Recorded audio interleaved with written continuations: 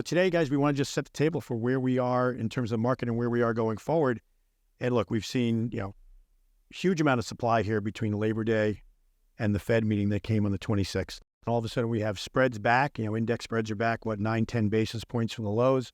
We have high yield index hitting almost 9% now on that basis. Where do we go from here? What's going to happen here in the fourth quarter? What are we advising our clients to do? Very hard question to answer, Victor, because we have a lot of things going on. What happened in the Middle East over the weekend, I think, has introduced a level of black swan risk into the market that we haven't seen before. We have a government that's still dysfunctional. We have a market that remains unsure of whether the Fed is supposed to be done or not. There's as big of a school of thought in the marketplace right now that the Fed has more to go, and the PPI data that came out this morning supports that. So there's a confluence of stuff that we have to digest. And let's not forget about earnings coming in. Well, it remains a difficult question to answer. But I would tell you seasonally, November and December are supposed to be very strong months for the market. We saw that last year. History may repeat itself, but if it was as easy as that, a lot of people would be making money in the fourth quarter. What about you, Jim? Where do you think we're going to go for the leverage finance side? Yeah, I guess I'll back it up a little bit. I think it's where we've been. And, Q1 and Q2 were periods of dislocation, and Q3 was more a pair of repair. And what we found is what we see repeatedly in our markets is we're technical.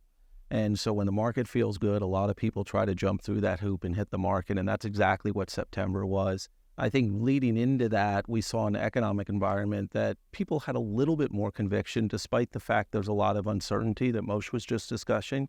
There's still, the things have narrowed some. And so what we found is the ability to price equity, i.e. LBOs, began to pick up in August. And that supply, some of that came to market in September. So the water felt safe. We saw a lot of people go into the market in September. And I think this recent volatility has really just proven out what we already know. If the market's open, get into it. And so I think looking forward, we're going to see an environment where issuers are going to be very focused on hitting windows, and the volatility isn't going to go away for the rest of the year. So I think we're going to have an episodic market. And if I was an issuer and I felt like I had a good day, and I'd hit the market. I completely agree with where you were going. We've seen more recalibration in valuations than sentiment. If you look at IG high yield, it's been wider over the last 3 weeks or so, but it's still 70 basis points inside the cycle wides. Like I said before, incremental yield remains a primary drawing card for investors. And we've heard from some of the largest investors out there that as soon as we see stability in the rate market, they're going to jump back into the primary market with both feet. That buy the dip mentality is still definitively in vogue. The other thing I would say, and this will throw out economics, the markets are not efficient in the short term. And we're going to continue to see that, which we've seen that in Q3. We saw frothiness in September. Now we're seeing a fear factor. And what's interesting, in the last week, I thought this week would be a quiet week. People are jumping in the market because they're kind of finally thinking, the dollars might not be there next week or next quarter. And so I think that fear mentality might feed a little bit of the market for a couple of weeks, and we'll see where it takes us from there. You have a little bit of a different trend in your market. At least you and I were talking about that earlier, right? Which was there is a difference in how your low beta issuers are addressing the market versus your higher beta issuers. Your higher beta issuers sound a lot more like his, but your lower betas seem completely different than the ones you talk to. The low beta issuers are still in hope mode. They're hoping that the cost of financing comes down. Now, what I will say that's helping their cause out, we've seen a steepening of the yield curve. That means that the cost of funding yourself in CP is not the most expensive part of your capital structure. It's been for the better part of this year. What else is out there right now that clients should be considering that are other funding tools or other ways to approach the market that might not have been open before but are open now? I think it's challenging because if you look at the regulatory environment, banks aren't in a place where they're more liberally lending money out. And so the markets are actually becoming more of a funding source than they were before.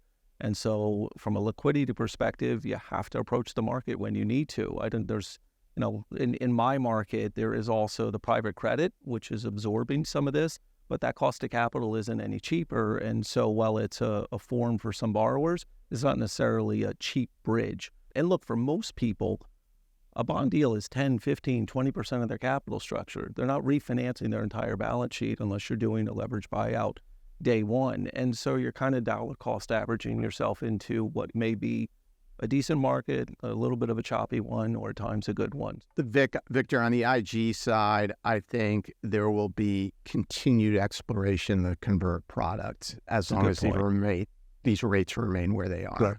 Right. Especially for companies whose stocks are trading well, then there's going to be some definitely leaning in on the product. So look, the final question for both of you. I think I know the answer you're going to give. I'm not sure the answer you're going to give is, do you go now or do you wait? Yeah, so look, and the sun might not be shining right now. I think about this pretty simplistically. On an economic basis, the consumer continues to weaken some. Going back to my comment on banking, there's less credit out there than more, and that leads you to a tougher environment. When I think about the spread of my market overall, it's probably 425 basis points right now.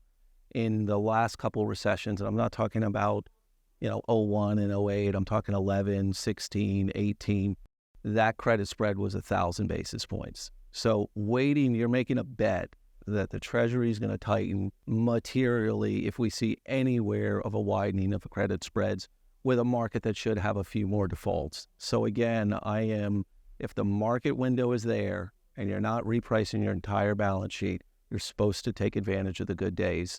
For all the reasons I talked about before, if I'm a low beta funder, I wait. If I'm a high beta funder, I watch the market very closely. Right now, sentiment is still glass is half full. Sentiment is still focused on a soft landing. If that reverses itself, spreads will decompress as rapidly as they compressed over the big part of this year.